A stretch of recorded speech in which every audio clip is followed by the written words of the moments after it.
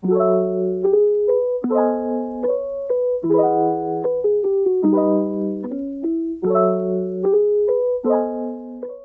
it's Serge, and today I'll be showing you guys how I draw and color clothing. This video is split into two parts. First, I'll be showing you guys how I draw clothes and folds, and the second part, I'll be showing you my coloring methods.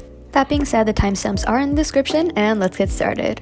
So before we even start drawing, we're going to need references. I recommend going to Pinterest because they have a huge diversity of clothing types that you can find, but be sure to find real pictures, not just drawings that other people have done, like studies, because it's important to expand our own visual library, and drawing from life is the best way to do that. If you guys do want to check out my Pinterest boards, they will be linked in the description. However, if you do have a more specific thing that you're looking for, then I recommend going to Google because the search results there are a lot more specifically targeted. So when drawing clothing, generally speaking, clothing is either loose or tight. There are obviously in betweens, but I'm just going to be focusing on those two extremes in this video. So tight clothing tends to stick to your body closer, which leaves more small creases and folds. Although the tight clothes are closer to your skin, it's important to remember that they are not attached to your body. So if you draw clothes that constantly they're attached to your arms or legs or whatever other limbs you're using, it will make it look a lot more stiff, which usually isn't the result that you want. When I'm drawing tighter clothes, I draw a lot more lines to represent creases, whereas with looser clothing, I like to make the folds look a lot more like rounded shapes. On the other hand, looser clothing creates bigger folds, but not as many small ones. This is because it's more flowing and doesn't strictly follow the curves of your body, so you're allowed to be more loose with your pencil lines as well when you're drawing this.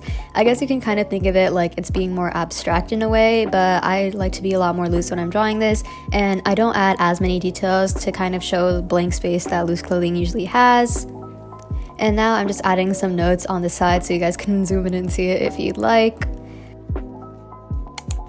Now, whenever I'm drawing anything, I always like to start with basic shapes that I think kind of represent how it looks, and the same goes for clothing. Blocking out shapes helps you get a better sense of how the drawing will look when it's finished, so I definitely recommend it.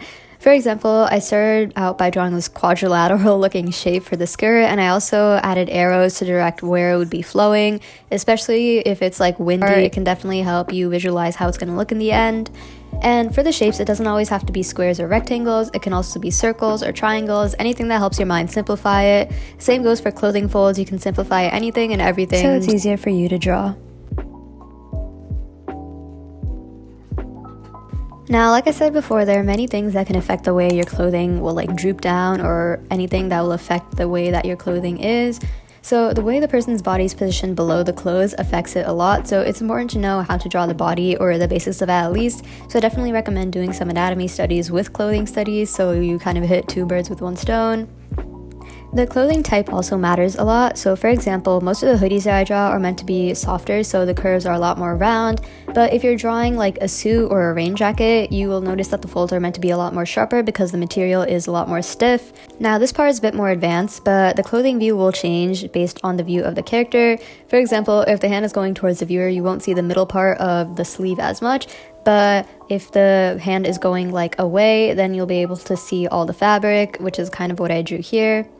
Anyways, I'm just going in quickly and adding some color because the spread was looking extremely bland. I used a purple Tombow marker to add squares behind some of the sketches and some sparkles and whatnot. Now we are getting on to the coloring section. Starting off, I'm just quickly sketching it in so I can kind of show you guys how I like to be a bit more loose with my sketches, and you'll see the same thing for line art later on. Now, I'm going to be using alcohol markers in this video, specifically from Artix's pastel set and their 90 set, I believe, but the techniques that I'm talking about can basically apply to any medium or sometimes even digital art. So starting off, like I said before, I'm just sketching some clothes models that I found on Pinterest. I like doing simple sketches like this because it helps me practice anatomy and clothing, and I also learn how to draw better from life because models that I see usually have interesting poses or some perspective thing going on, so I like to work with that.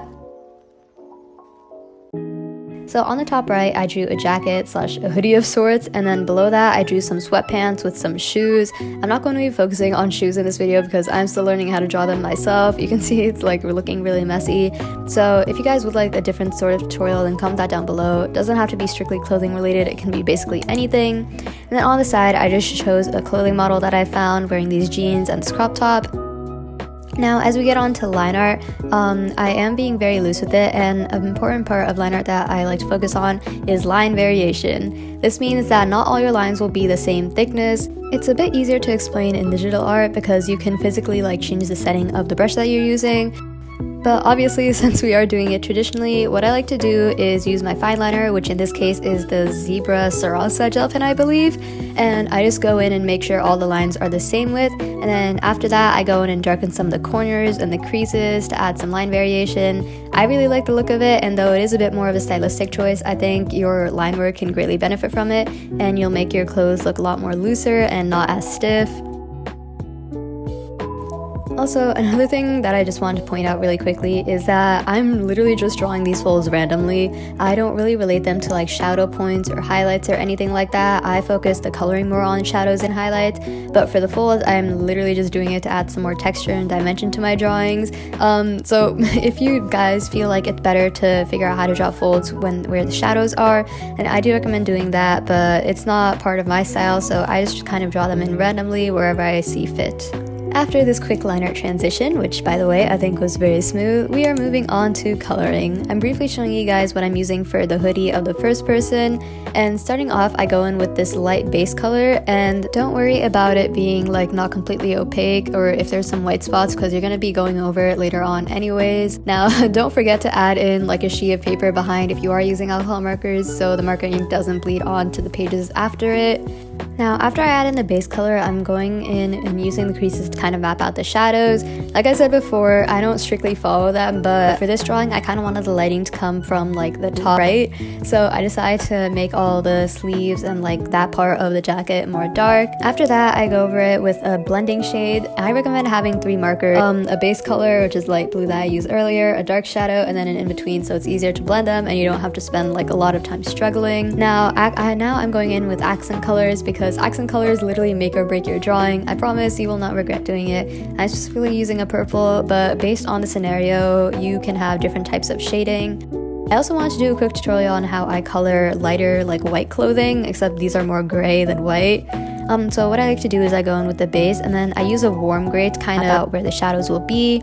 And then I go in with 2 dark shadow tones, so the lighting is coming from more of the top in these joggers, so I like to add the dark shadows at the bottom. And now you can see that I'm blending it out again with the base. Now, an important part for this is again accent colors, because white is a very bland color in my opinion, and so I like to add in a lot of accent colors like blues and purples and sometimes reds because I think it looks really nice. Also pay attention to what's in its surroundings. For example, if the character is also wearing red clothes, it might have red bounce light, or if they're wearing white clothes, then you might not have any bounce light and you can just add it in for fun if you want to.